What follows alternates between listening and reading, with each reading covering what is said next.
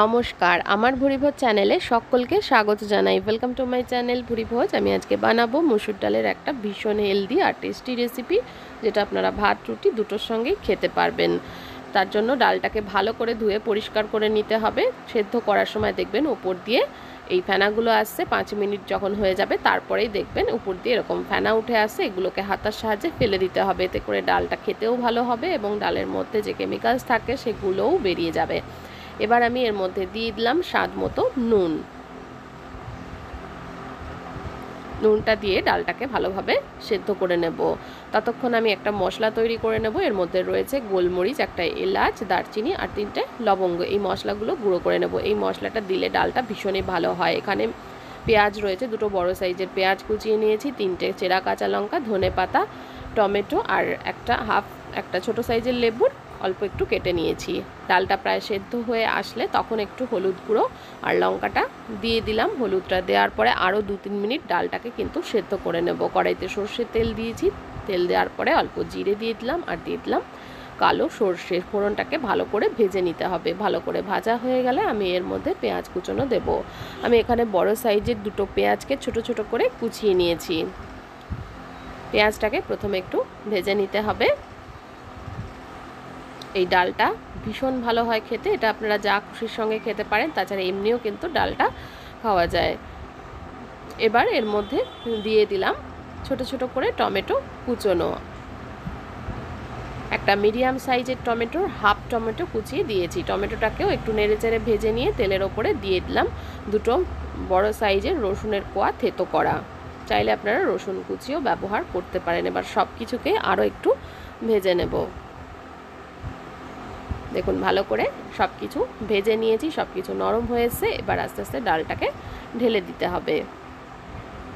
এই রেসিপিটা যদি ভালো লাগে, আমার চ্যানেলটাকে যারা এখনও সাবস্ক্রাইব করেননি তাদেরকে অনুরোধ করব সাবস্ক্রাইব করে নেওয়ার জন্য। আর আত্মীয় স্বজন বন্ধু বান্ধবের সাথে রেসিপিটা শেয়ার করতে পারেন। ভালো লাগলে কিন্তু একটা লাইক দিতে ভুলবেন না। ডালটা দেখুন একদম ভালোভাবে কিন্তু সেদ্ধ করে নিয়েছি। আর ডালটা সেদ্ধ হয়ে যাওয়ার পরে একদম শেষের দিকে কাঁচা লঙ্কা চেরাগুলো দিলে কিন্তু খেতে ভীষণই ভালো হয়। ঝালটা আপনারা আপনাদের ইচ্ছে মতন দেবেন। আমি এর মধ্যে যেহেতু গোলমরিচের গুঁড়ো দেবো, তাই কাঁচা লঙ্কাটা কম দিয়েছি। এবার এর মধ্যে খুব সামান্য একটু চিনি অ্যাড করলাম। যারা ডায়াবেটিক তারা চিনিটা অ্যাভয়েড করবেন। চিনিটাকে একটু ভালো করে মিশিয়ে নিচ্ছি। এবার দিয়ে দিলাম যে মশলাটা করে রেখেছিলাম, গোলমরিচ এবং গরম মশলার যে গুঁড়োটা ছিল সেটা দিয়ে দিলাম। সেটা ভালো করে মিশিয়ে নিচ্ছি। ভালো করে মিশিয়ে নিয়ে একটু ফুটিয়ে নিয়ে এর মধ্যে দিয়ে দেব, একদম শেষে দিয়ে দিচ্ছি ধনেপাতা কুচনো। ধনেপাতা কুচনোটা অবশ্যই দেবেন, ডালের স্বাদ অনেক গুণে বাড়িয়ে দেয়। ধনেপাতাটা দেওয়ার পরে কিন্তু বেশি ফোটাবো না, তাহলে ধনেপাতার গন্ধটা বেরিয়ে যাবে। কাঁচা ধনেপাতার গন্ধটা ডালের সাথে মসুর ডালের সঙ্গে কিন্তু অসাধারণ লাগে। এবার ভালো করে ধনেপাতাটা একটু মিশিয়ে আমি গ্যাসটা অফ করব। এখনও আমার একটা উপকরণ দেওয়া কিন্তু বাকি রয়ে গেছে, সেটা অ্যাড করতে হবে। একটু ভালো করে ফুটিয়ে গ্যাসটা অফ করে দিলাম। অফ করে দেওয়ার পরে ছোট সাইজের একটা লেবুর 4 ভাগের 1 ভাগ লেবুর রস আমি এর মধ্যে দিয়ে দেব। ভালো করে চিপে লেবুর রসটা মিশিয়ে দিলেই এটা খাওয়ার জন্য একদম রেডি। এটা ভাতের সঙ্গে খেলে আলু ভাজার সাথে এই ডালটা খেতে কিন্তু অসাধারণ লাগে। এবার আমি একটা বলে সার্ভ করে দেখিয়ে দিচ্ছি এটা কেমন হয়েছে।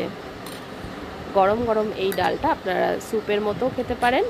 রেসিপিটা দেখার জন্য সকলকে ধন্যবাদ।